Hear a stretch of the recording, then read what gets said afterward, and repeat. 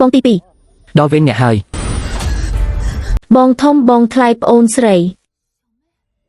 ខ្ញុំបានកាត់សារជាថ្មីហើយត្រឡប់ទៅ6ឆ្នាំមុននៅលើទៅចាប់ឆ្នោតដែលកំណត់ជោគវាសនារបស់ខ្ញុំបងទី2ហេតុអ្វីបានជាអ្នកនៅតែឆ្ងល់រៀបចំចាប់ឆ្នោតឆាប់សម្រេចចិត្តដូច្នេះយើងអាចញ៉ាំអាហារជុំគ្នាដោយភាពសប្បាយចិត្តគ្រួសាររបស់យើងមានច្បាប់បងប្អូនស្រីទាំង3នាក់ចាប់ឆ្នោតកំណត់ថាអ្នកណាជាអ្នកថែទាំម្ដាយចាស់ដែលរលាករាងកាយពេញម៉ោង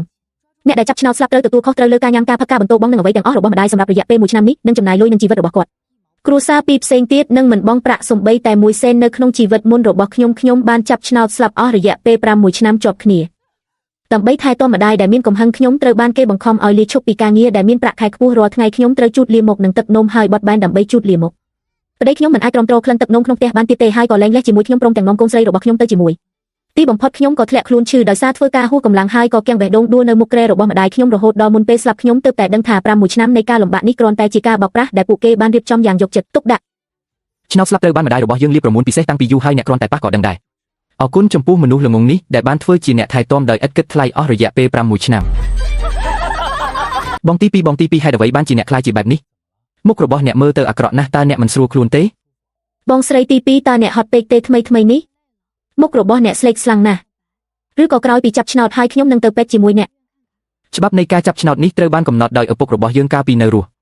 បងប្អូនស្រីទាំង3នាក់របស់យើងថ្ងៃនេះត្រូវតែធ្វើតាមនីតិវិធីហើយមិនអាចធ្វើឲ្យឪពុកដែលបានស្លាប់របស់យើងខកចិត្តបានទេកុំបារម្ភព្រះជាម្ចាស់មានភ្នែកពិតជាមិនធ្វើឲ្យអ្នកលំបាករាល់ឆ្នាំទេខ្ញុំមិនអីទេគ្រាន់តែឈឺក្បាលបន្តិចដោយសារព្រះជាម្ចាស់មានភ្នែកហើយធ្វើឲ្យខ្ញុំកើតសារជាថ្មីម្ដងទៀតខ្ញុំនឹងនៅជាមួយអ្នកដើម្បីលេងល្ខោននេះឲ្យបានល្អ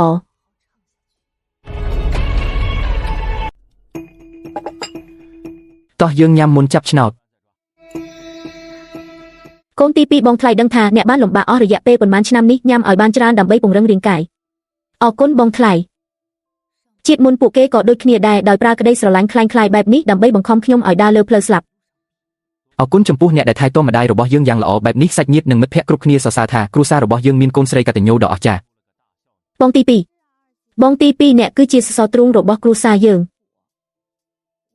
ខ្ញុំចិត្តត្រូវបានដំឡើងតំណែងហើយប្រសិនបើខ្ញុំឡើងប្រាក់ខែខ្ញុំនឹងទិញផ្លែព្រីងឲ្យអ្នក2គីឡូក្រាមបន្ថែមរៀងរាល់ខែផ្លែព្រីង2គីឡូក្រាមទិញសេរីភាពនិងអាយុជីវិតរបស់ខ្ញុំអស់1ឆ្នាំពិតជាការលក់ដូរដ៏ល្អដែលមិនចាញ់បោកទេហេតុអ្វីបានជាអ្នកនិយាយទៀតញ៉ាំទៅកូនទី2តើឯងទៅណាបាត់ហើយយកស៊ុបនេះចេញទៅរលាកខ្ញុំងាប់ហើយខ្ញុំទៅមើលម៉ាក់សិន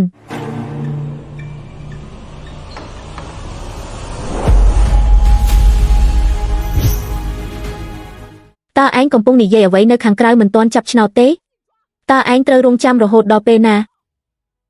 កូនទី2ខ្ញុំអាចប្រាប់ឯងថាខ្ញុំគ្រាន់តែញ៉ាំអាហារដែលឯងធ្វើប្រសិនបើបងធំនិងបងទី3ឯងចាប់ឆ្នោតបានខ្ញុំក៏ត្រូវទៅនៅផ្ទះឯងដែរ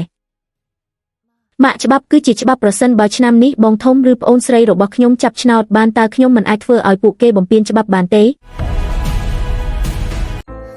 តើពួកគេមានពេលទំនេរឯណា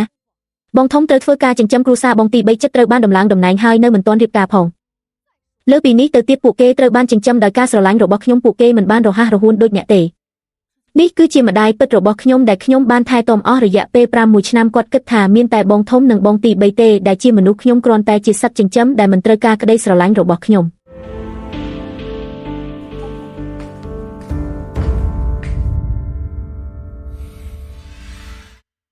បងថ្លៃតើក្រមួននោះបានលាបស្មើហើយឬនៅ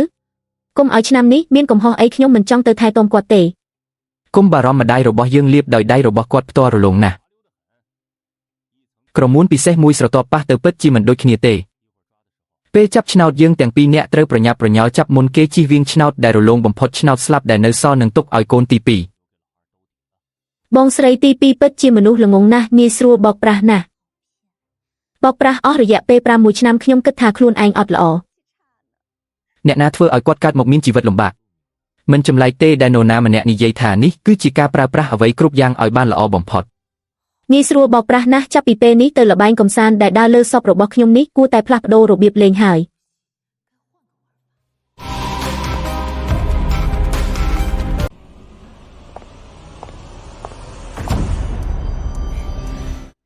យល់ព្រមយឺតហើយតោះយើងចាប់ផ្ដើម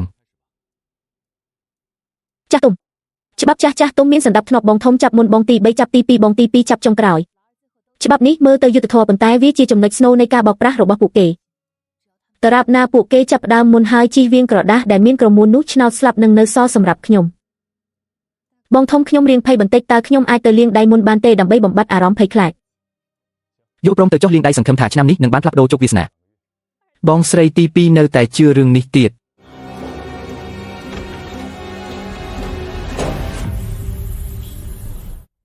ដោយសារអ្នកចូលចិត្តរលងខ្លាំងណាស់ខ្ញុំនឹងធ្វើឲ្យអ្នករលងឲ្យគ្រប់គ្រាន់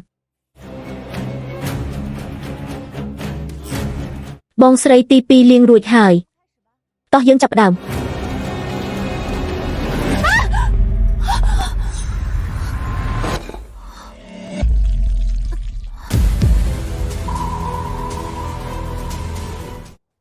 បងទី2តើអ្នកកំពុងធ្វើអ្វី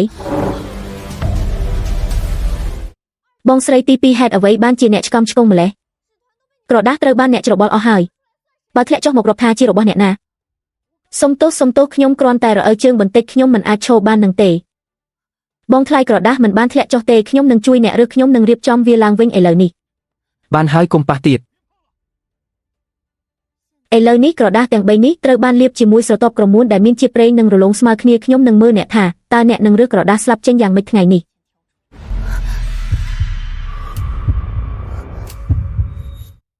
បងធំដោយសារតែគ្មានអ្វីធ្លាក់ចេញមកយើងនឹងចាប់ដើមឆាប់ឲ្យរួចខ្ញុំនឹងងាកទៅម៉ាក់របស់ខ្ញុំ